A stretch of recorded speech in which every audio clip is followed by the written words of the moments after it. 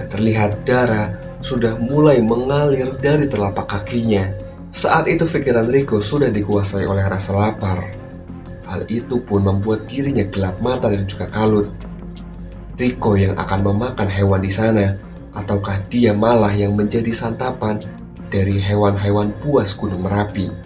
Dia seolah-olah melihat sebuah kabut yang sangat tebal, berbentuk seperti manusia yang seakan-akan melayang kemudian mendekati Rico.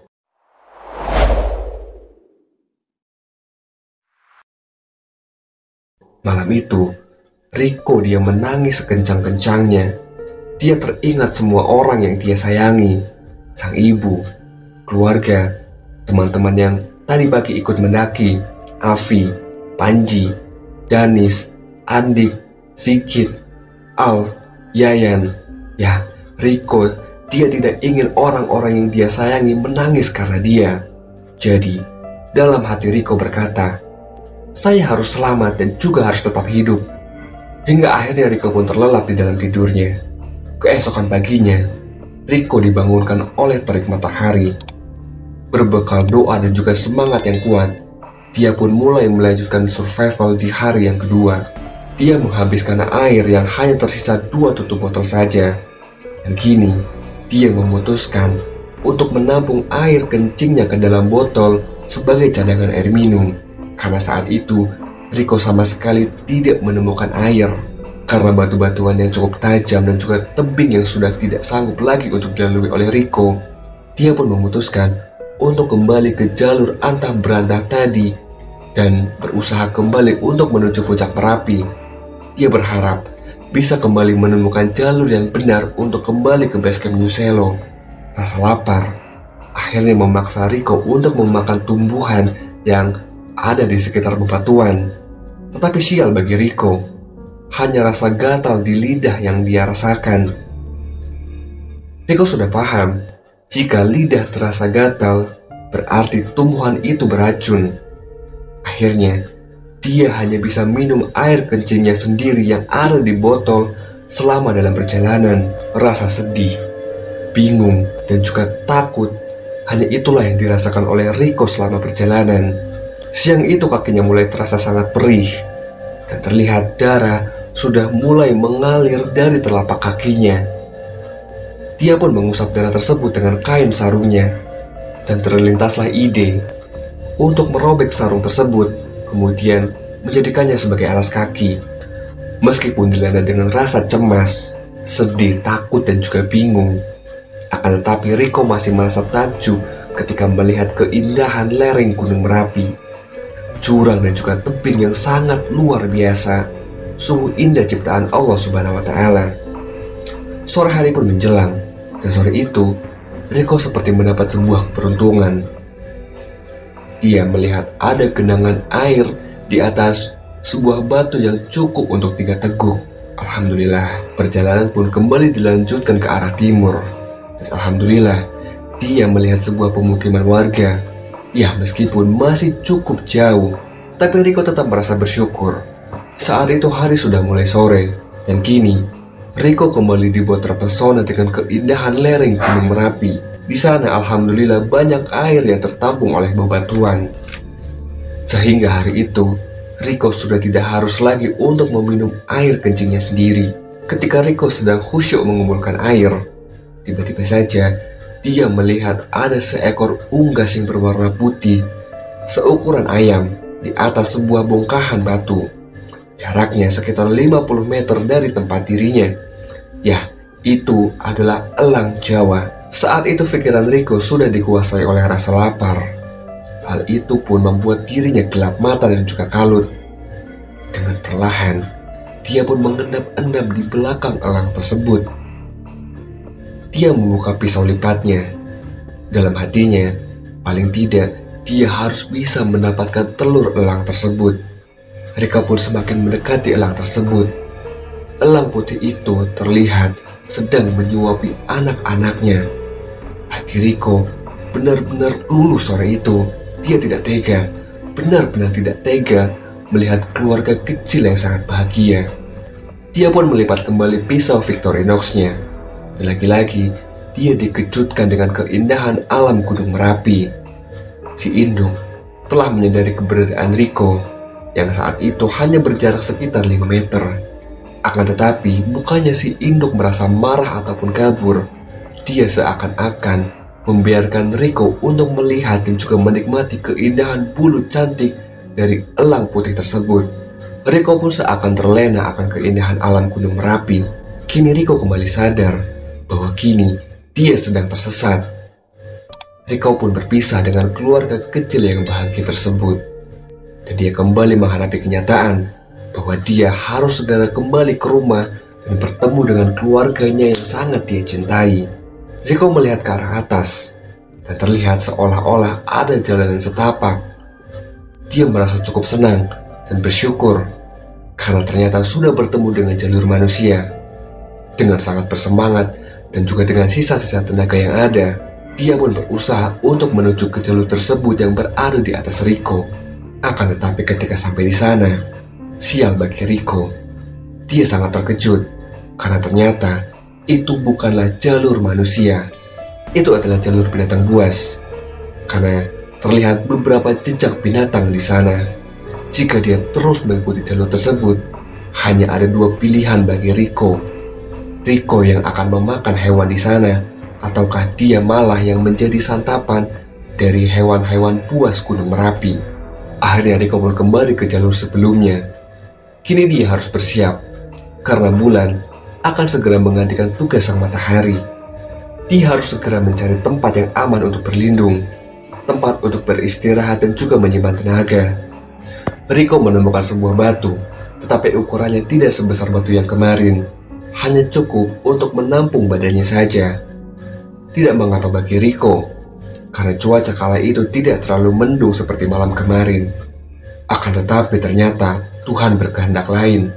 Malam itu, hujan mengguyur Gunung Merapi dengan sangat deras. Rico kini dia harus bertahan dalam kebasahan dan juga kedinginan.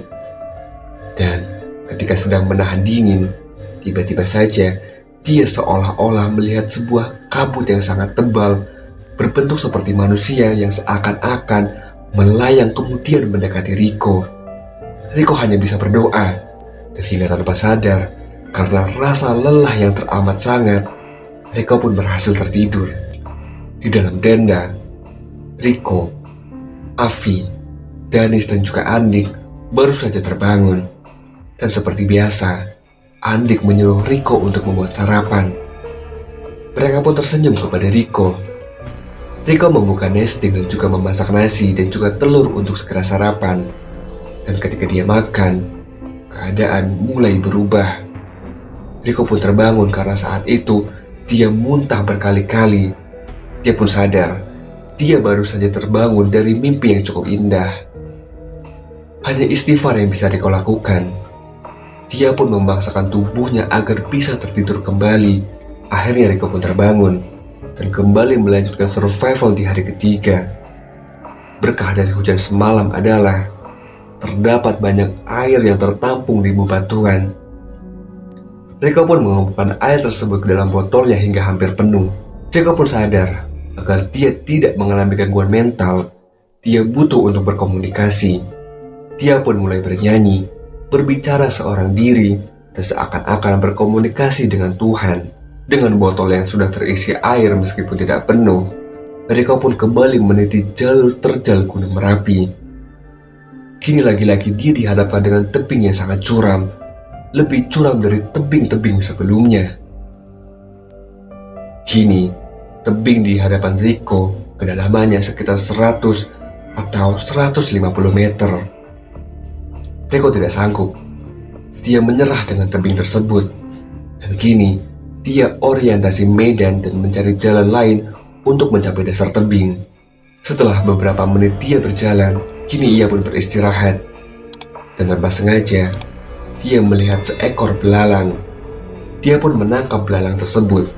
Dan dengan meminta maaf, Rico mulai mematahkan kaki dan juga kepala belalang tersebut. Dia pun telan mentah-mentah belalang itu. Lumayanlah untuk mendapatkan protein. Dan Rico berhasil mendapatkan 2 ekor belalang. Setelah selesai melahap mentah-mentah 2 ekor belalang, tiba-tiba saja Rico, dia seperti mendengar gemuruh langkah kaki manusia. Dan di antara mereka, sayup-sayup terdengar seperti ada orang yang berbicara. Ya, Rico sangat yakin bahwa itu adalah suara dari manusia. Rico pun berteriak sekuat tenaga untuk meminta tolong. Dan ternyata, mereka menjawab teriakan Rico. Salah satu dari mereka memberi instruksi kepada Rico untuk mencari tempat yang terbuka, kemudian melambaikan kain ke arah utara. Posisi orang-orang itu berada di atas Rico, berjarak sekitar 100 meter di atas Rico. Setelah mereka melihat posisi Rico, mereka pun meminta Rico untuk mencari tempat yang aman untuk berteduh dan tidur untuk menunggu sekian menit hingga tim SAR menghampiri Rico.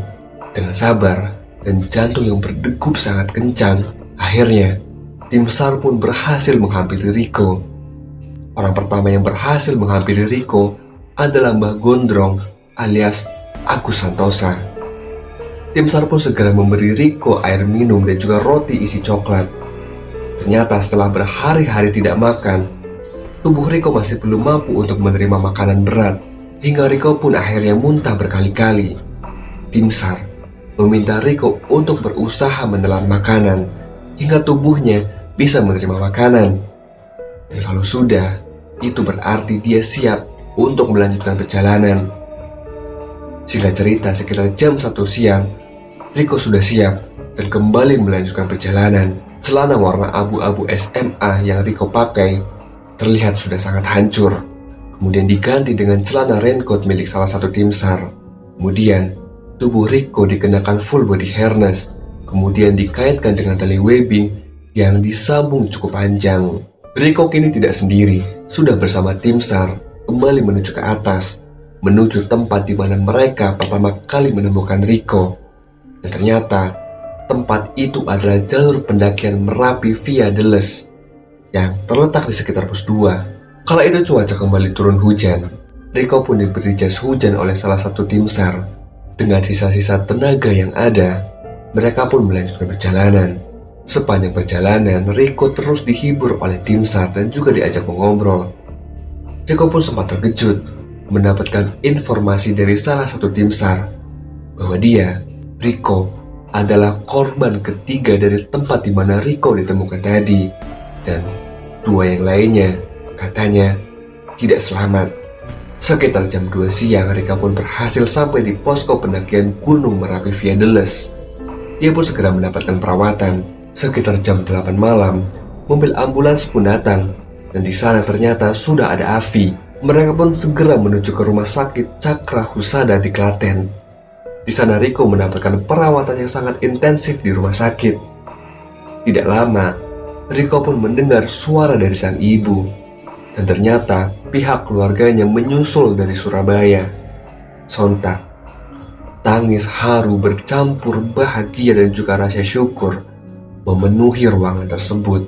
Sang ibu lantas memeluk Rico dengan sangat erat, kemudian berkata, "Mama yakin kamu pasti selamat." Dan setelah dinyatakan cukup baik, akhirnya Rico pun bisa kembali ke rumahnya dengan selamat di Surabaya. Terima kasih sudah menyaksikan. Nama saya Bayu. Jangan lupa like, share, dan juga subscribe. Assalamualaikum warahmatullahi wabarakatuh. Tetap rendah hati. Salam lestari.